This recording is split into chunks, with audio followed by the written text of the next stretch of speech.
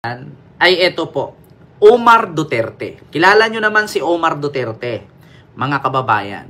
Si Omar Duterte po ay ang apo ni Digong na anak ni Pulong na ngayon ay congressman ng 2nd District ng Davao City. Sabi ni Omar, may buwelta si Omar, mga kababayan, dahil nga sabi nga ni Pulong nung nakaraan na wag daw idamay ang mga Duterte pagdating sa katiwalian. Wag daw idamay ang pangalan ng mga Duterte pagdating sa katiwalian kasi nga wag daw ilihis ang issue sa korupsyon. Wag daw dalhin sa Davao City. So ito mga kababayan, nagsalita po ang apo ni Digong na anak ni Pulong na si Omar Duterte. Ito po. Pilipinas Today. Ito po mga kababayan, ang buwelta ng apo ni Digong na si Omar Duterte. Ito po yung issue at sumikat ngayon mga kababayan sa Facebook or sa online na nagmamay-ari ng 160 branches of 7-Eleven. Naging billionaire na wala namang educational attainment. Or walang degree, walang natapos, pero naging billionaire. So, questionably po mga kababayan ng mga netizen na paano naging billionaire at nagkaroon ng 160 branches, di ba? Ng 7-Eleven ito sa Davao City na wala namang educational attainment. Yan ang sabi nila ha. Wala po akong alam. So ito po ang banat ngayon ni Omar Duterte, mga kababayan.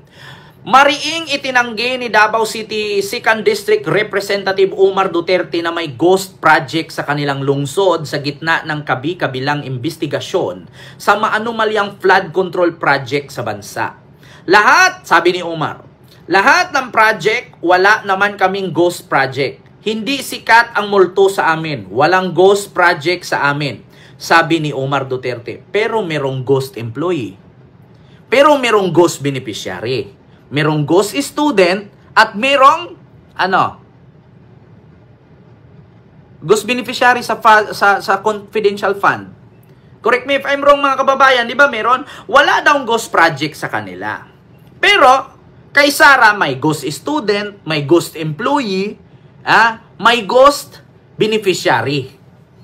So maraming ghost. Nahimik ka nga Omar, anong walang ghost dyan sa inyo? Sunod. Dumipinsa ang batang kongresista makaraang kumpirmahin ni Department of Public Works and Highway, DPWH Secretary Maria Catalina Cabral nitong Setyembre 9 na nakatanggap ang distrito ng Davao City 1st District Representative Paulo Pulong Duterte, ang ama ni Representative Omar na mahigit 51 billion para sa infrastructure project noong 2020, 2021 at 2022. Nako mga kababayan, sabi ko nga sa inyo makakalkal ito Makakalkal ito. Kaya bakit? Mga defensive na sila ngayon. Mga defensive na sila ngayon. Bakit? Kasi inamin na mismo ni Maria or Yosik Maria Catalina Cabral noong September 9 na nakatanggap nga ang distrito ni Davao City 1st District Pulong Duterte ng 51 billion para sa infrastructure project noong 2020 hanggang 2022. So 3 years lang po yan mga kababayan, 51 billion. So ngayon mga kababayan, sa mga panahong iyon, ang presidente ng bansa ay ang ama ni Pulong na si dating Pangulong Rodrigo Duterte. Lahat talaga ng kung ano-anong masabi na budget na bigay kay Papa, napunta talaga sa use na gamit ng tao. Pagtanggol ni Omar sa ama niyang si Pulong. Ibinida pa na nakababatang kongresista na sadyang legacy ng kanyang lolo ang mga proyektong infrastruktura. Up till now, legacy ng pamilya noong time ni PRRD, build talaga. Sa unang pagharap ng kontraktor na si Sara Diskaya sa Senate probe nitong September 1, sinabi niyang taong 2016 nang nagsimulang tumanggap ng flood control project ang ilan sa siyam na construction companies ng kanilang pamilya ni Diskaya.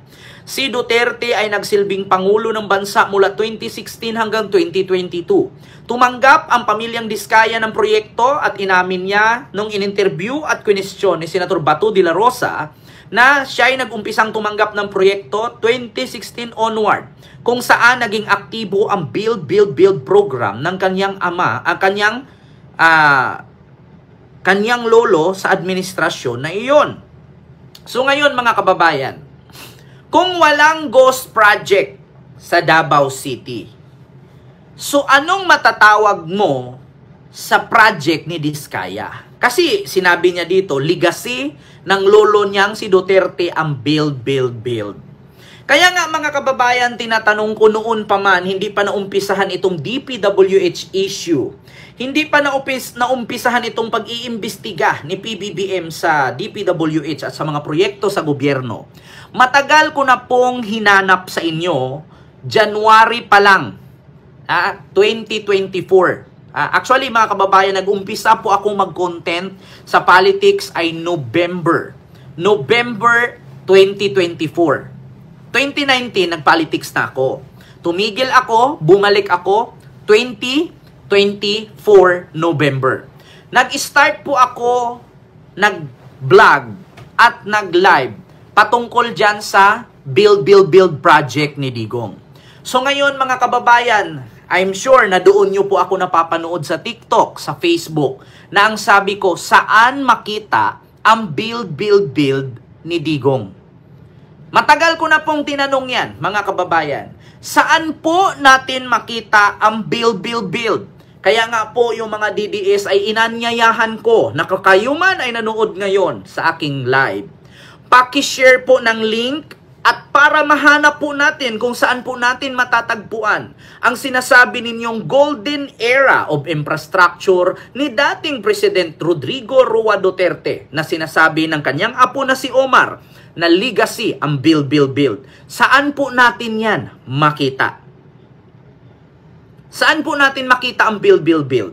Kasi according po sa balita ng Rappler, mga kababayan, ang iginiit ni Omar Duterte na sinabi niyang, pamilyang Duterte nag-focus talaga sa build, build, build. Yan po ang sabi ni Omar sa panahon ng lolo niya. Kung tatanungin ko kayo at according sa balita ng Rappler, ang Build, Build, Build project ni Digong ay hindi po lahat bagong gawa, kundi ito'y puro repair. Yun po ang sabi ng Rappler ha. Basahin ko ha mga kababayan, uulitin na naman natin yan. Build, Build, Build, more on repair, not newly built. Ito na ha, mga kababayan. Ito, mga kababayan. Hanapin natin itong Build, Build, Build. Rappler, Build, Build, Build. Para malaman ninyo ha, mga kababayan, kasi nakapokus daw ang lolo ni Omar Duterte or 2nd District Congressman. Ito po, mga kababayan, Rappler. Pinost po ito ng Rappler noong August 4, 2023.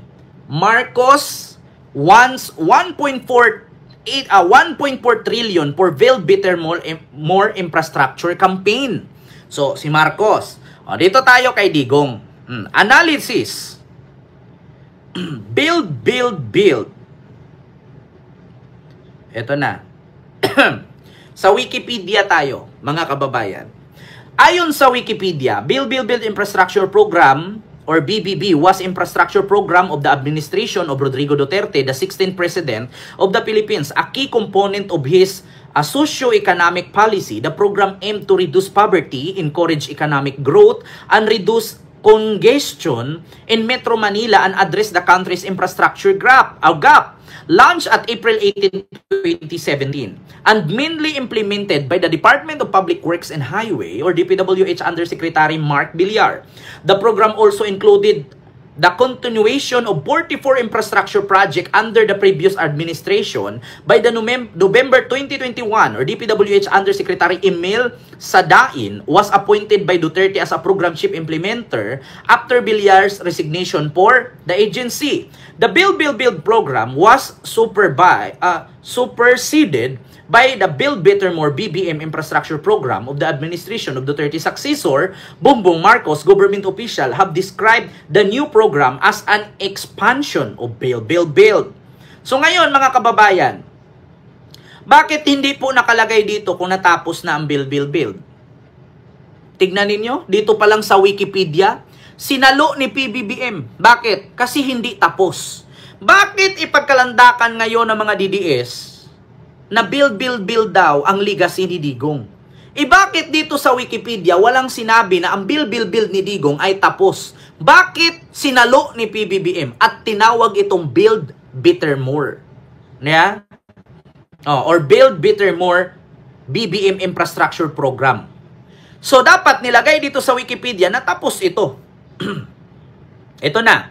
In November 2019, the government revised its list of flagship infrastructure project under the program, expanding it to 100.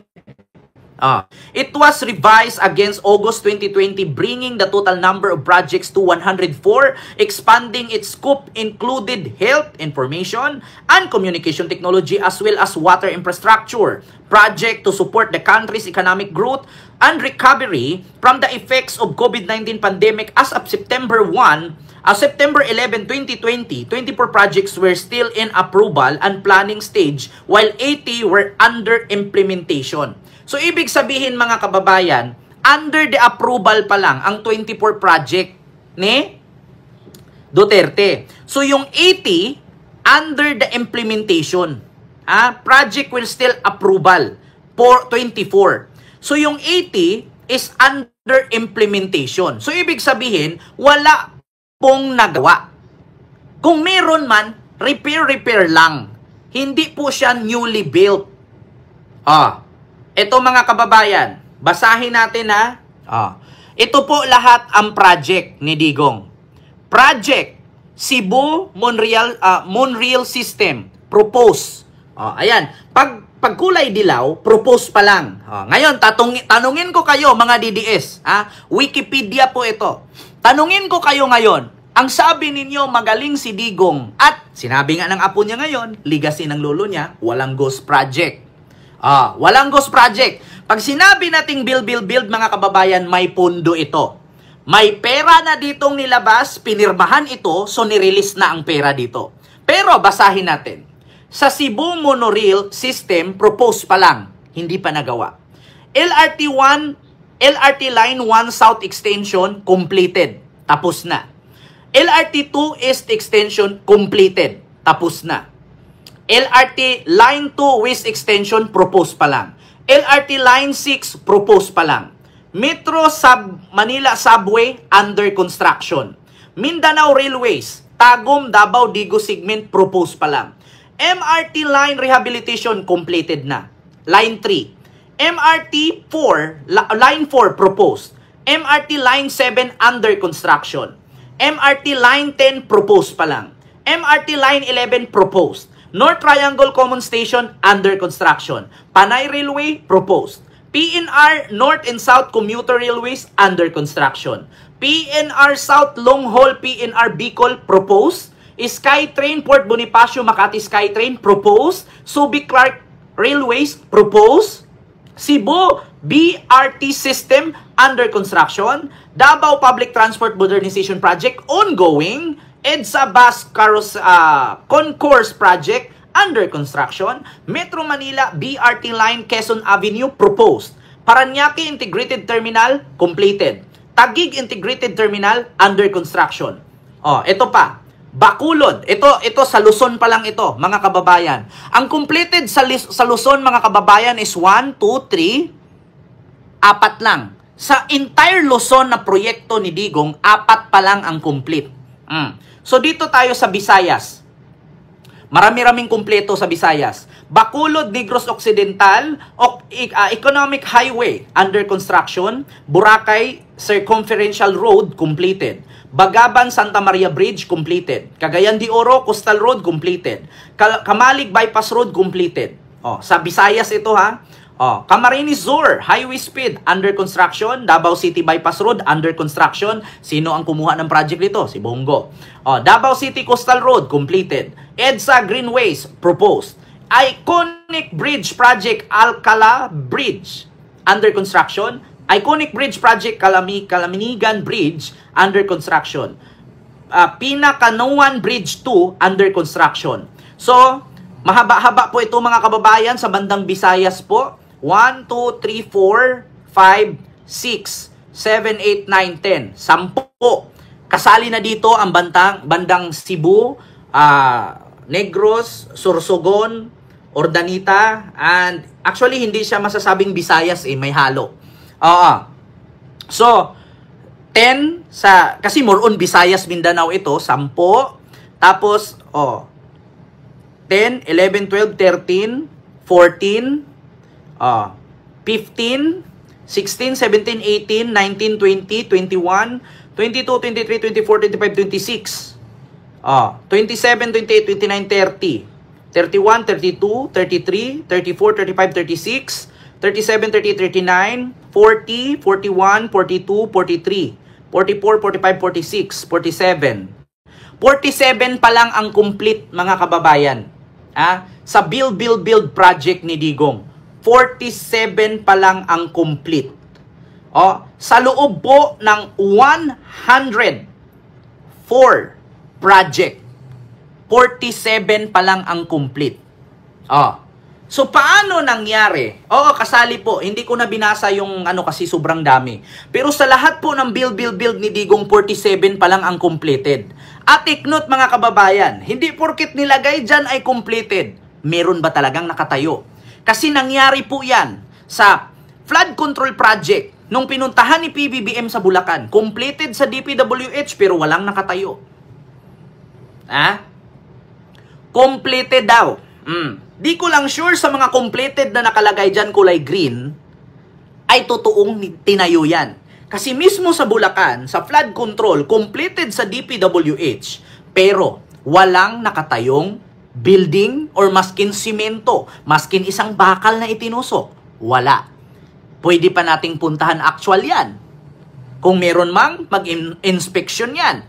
Meron ding iba, completed pero substandard naman. Yan ang mahirap mga kababayan. Lalo na kapag bubudulin ka ng mga politician, nakalagay completed, pag bisita mo wala. Minsan nakalagay completed pero tinignan mo butas. Bakit? Substandard.